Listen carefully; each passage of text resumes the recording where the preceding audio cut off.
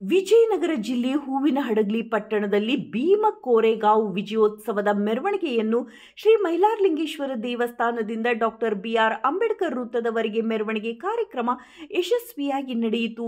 ನಂತರ ಡಾಕ್ಟರ್ ಬಿ.ಆರ್. ಅಂಬೇಡ್ಕರ್ ಮೂರ್ತಿಗೆ ಹೂವಿನ ಹಾರ ಹಾಕಿ ಭೀಮ ಕೋರೆಗಾಂವ್ ಅಸಲಿ ಇತಿಹಾಸವನ್ನು ದಲಿತ ಮುಖಂಡರಾದ ಕೆ. ಪುತ್ರೇಶ್ ಮಾತನಾಡಿದರು. ಹಾಗೂ ಹಿರಿಯ ಪತ್ರಕರ್ತರು ದಲಿತ ಮುಖಂಡರು ಎಸ್. ನಿಂಗರಾಜ್ ಮಾತನಾಡಿದರು. ಈ ಕಾರ್ಯಕ್ರಮದಲ್ಲಿ ದಲಿತ ಮುಖಂಡರು ನವಲಿ ಮ್ಯಾಗೇರಿ ಗುಡದಯ್ಯ, ಕೆ. ಲಲಿತಮ್ಮ, ಜಿ. ಗುಡದಯ್ಯ, ಹೂವಿನಹಡಗಲಿ, ಡಾಕ್ಟರ್ ಬಿ.ಆರ್. ಅಂಬೇಡ್ಕರ್ ಸಂಘದ ಅಧ್ಯಕ್ಷರು ಚಂದ್ರಪ್ಪ, ಹಿರಿಯ ಪತ್ರಕರ್ತರು ನಾಗರಾಜ್, ನಿವೃತ್ತ ಶಿಕ್ಷಕರು ಎಸ್. ಕ್ರಾಂತಿಕುಮಾರ್, ಯಮನೂರಪ್ಪ, ಇನ್ನು ಅನೇಕ ದಲಿತ ಮುಖಂಡರು ಈ ಕಾರ್ಯಕ್ರಮದಲ್ಲಿ ಭಾಗಿಯಾಗಿ ಹಾಗೂ ದಲಿತ ಪುತ್ರಿಯರು, ಮುದ್ದು ಮಕ್ಕಳು, ಯುವಕರು ಡಿಜೆ ಸಾಂಗ್ಗೆ ಕುಣಿದು ಕುಪ್ಪಳಿಸಿ ಮೆರವಣಿಗೆ ಕಾರ್ಯಕ್ರಮ ಯಶಸ್ವಿಗೊಳಿಸಿದರು. ಭೀಮಾ ಕೋರೆಗಾಂವ್ ಅಸಲಿ ಇತಿಹಾಸ. ಭೀಮಾ ಕೋರೆಗಾಂವ್ ಇಂದಿನ ಮಹಾರಾಷ್ಟ್ರದ ಪುಣೆ ಜಿಲ್ಲೆಯಲ್ಲಿ ಇರುವ ಒಂದು ಸಣ್ಣ ಹಳ್ಳಿ. ಭಾರತದ ಇತಿಹಾಸದಲ್ಲಿ ಭೀಮಾ ಕೋರೆಗಾಂವ್ ಕದನವು ಪ್ರಮುಖ ಸ್ಥಾನವನ್ನು ಹೊಂದಿದೆ. ಭೀಮಾ ಕೋರೆಗಾಂವ್ ಕದನವು ಜನವರಿ 1, 1818ರಂದು ನಡೆಯಿತು. ಈ ಕದನವು ಮರಾಠ ಒಕ್ಕೂಟದ ಪೇಶ್ವೆ ಬಣ ಮತ್ತು ಬ್ರಿಟಿಷ್ ಈಸ್ಟ್ ಇಂಡಿಯಾ ಕಂಪನಿಯ ನಡುವೆ ನಡೆದಿದ್ದು ಮೂರನೇ ಆಂಗ್ಲೋ ಮರಾಠ ಯುದ್ಧದ ಭಾಗವಾಗಿತ್ತು. ಮೂರನೇ ಆಂಗ್ಲೋ ಮರಾಠ ಯುದ್ಧವು ಪೇಶ್ವೆಗಳ ಸೋಲಿಗೆ ಕಾರಣವಾಯಿತು. ಇದು ದಕ್ಷಿಣ, ಮಧ್ಯ ಮತ್ತು ಪಶ್ಚಿಮ ಭಾರತದ ಬಹುತೇಕ ಎಲ್ಲ ಭಾಗಗಳಲ್ಲಿ ಬ್ರಿಟಿಷ್ ಈಸ್ಟ್ ಇಂಡಿಯಾ ಕಂಪನಿಯ ಆಳ್ವಿಕೆಗೆ ಕಾರಣವಾಯಿತು. ಕೋರೆಗಾಂವ್ನಲ್ಲಿ ಬ್ರಿಟಿಷ್ ಈಸ್ಟ್ ಇಂಡಿಯಾ ಕಂಪನಿಯು ತಮಗಾಗಿ ಹೋರಾಡಿದವರ ಸ್ಮರಣಾರ್ಥವಾಗಿ ಒಂದು ಒಬೆಲಿಸ್ಕ್ ಅಥವಾ ವಿಜಯ ಸ್ತಂಭವನ್ನು ಸ್ಥಾಪಿಸಿತು. ಭೀಮಾ ಕೋರೆಗಾಂವ್ ಕದನ, ನಾಯಕರು ಮತ್ತು ಸೇನೆಗಳ ಬಲ. ಪೇಶ್ವೆ ಬಾಜಿರಾವ್ ಭೀಮಾ ಕೋರೆಗಾಂವ್ ಕದನದಲ್ಲಿ ಪೇಶ್ವೆಗಳ ಸೈನ್ಯವನ್ನು ಮುನ್ನಡೆಸಿದರು. ಮರಾಠರು 28,000 ಸೈನಿಕರ ಬಲಿಷ್ಠ ಪಡೆಯನ್ನು ಹೊಂದಿದ್ದು, ಮರಾಠ ಸೈನ್ಯದಲ್ಲಿ 8,000 ಪದಾತಿ ಸೈನಿಕರು ಮತ್ತು 20,000 ಅಶ್ವದಳ ಸೈನಿಕರು ಇದ್ದರು. ಭೀಮಾ ಕೋರೆಗಾಂವ್ ಕದನದಲ್ಲಿ ಮರಾಠರನ್ನು ಮುನ್ನಡೆಸಿದ ಇತರ ಪ್ರಮುಖ ನಾಯಕರು ಬಾಪು ಗೋಖಲೆ, ಅಪ್ಪ ದೇಸಾಯಿ ಮತ್ತು Trimbakji Dengle. Captain Francis F. Staunton British East India ಕಂಪನಿಯನ್ನು ಮುನ್ನಡೆಸಿದರು. ಬ್ರಿಟಿಷ್ ಈಸ್ಟ್ ಇಂಡಿಯಾ ಕಂಪನಿಯು ಸುಮಾರು 800 ಸೈನಿಕರನ್ನು ಹೊಂದಿತ್ತು.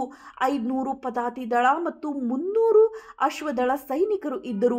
ಬ್ರಿಟಿಷ್ ಈಸ್ಟ್ ಇಂಡಿಯಾ ಕಂಪನಿಯ ಬಳಿಯೂ 24 ಫಿರಂಗಿಗಳು ಇದ್ದವು. ಪೇಶ್ವೆ ಬಾಜಿರಾವ್ ನೇತೃತ್ವದ ಮರಾಠ ಸೈನ್ಯವು ಪುಣೆಯಲ್ಲಿ ಇರುವ ಬ್ರಿಟಿಷ್ ಈಸ್ಟ್ ಇಂಡಿಯಾ ಕಂಪನಿಯ ಸ್ಥಾನದ ಮೇಲೆ ದಾಳಿ ಮಾಡಲು ಹೊರಟಿತ್ತು. ದಾರಿಯಲ್ಲಿ ಮರಾಠರ ಈ ಸೈನ್ಯಕ್ಕೆ ಕ್ಯಾಪ್ಟನ್ ಫ್ರಾನ್ಸಿಸ್ ಎಫ್. ಸ್ಟಾಂಟನ್ ನೇತೃತ್ವದ 800 ಸೈನಿಕರು ಸವಾಲು ಹಾಕಿದರು. ಇದು ಕೋರೆಗಾಂವ್ ಭೀಮಾ ಕದನಕ್ಕೆ ಕಾರಣವಾಯಿತು. ಭೀಮಾ ಕೋರೆಗಾಂವ್ ಯುದ್ಧವನ್ನು ಗೆದ್ದವರು ಯಾರು? ಭೀಮಾ ಕೋರೆಗಾಂವ್ ಯುದ್ಧದಲ್ಲಿ British East India company ಗೆದ್ದಿತು.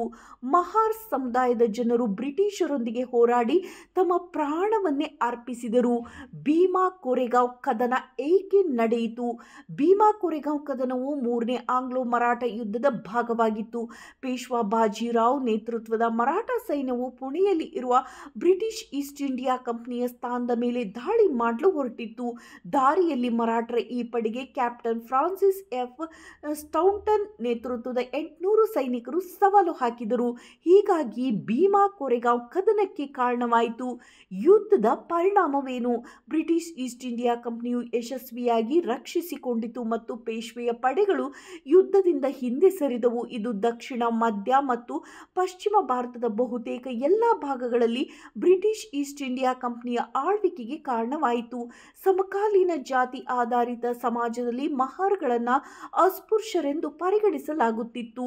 Bima Koregaon ಕದನವು ಭಾರತದ ಪರಿಶಿಷ್ಟ ಜಾತಿಗಳಲ್ಲಿ ಪೌರಾಣಿಕ ಸ್ಥಾನಮಾನವನ್ನು ಪಡೆಯಿತು.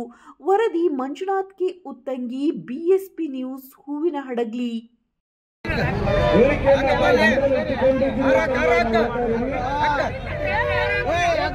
बाबा साहेब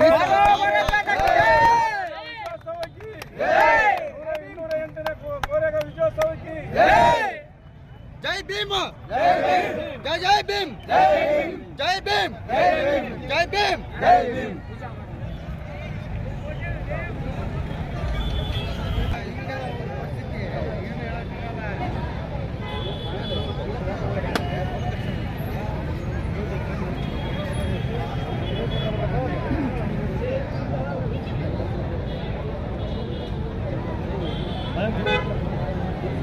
ತೋರ್ಸೋಣ ಮ್ಯಾಗ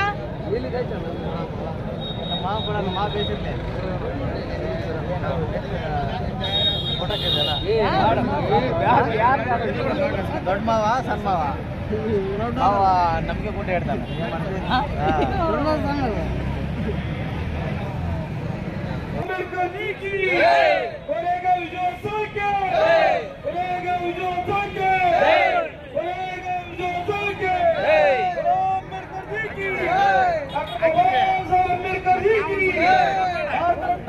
अंबेडकर जी की संविधान शिल्पी डॉक्टर अंबेडकर जी की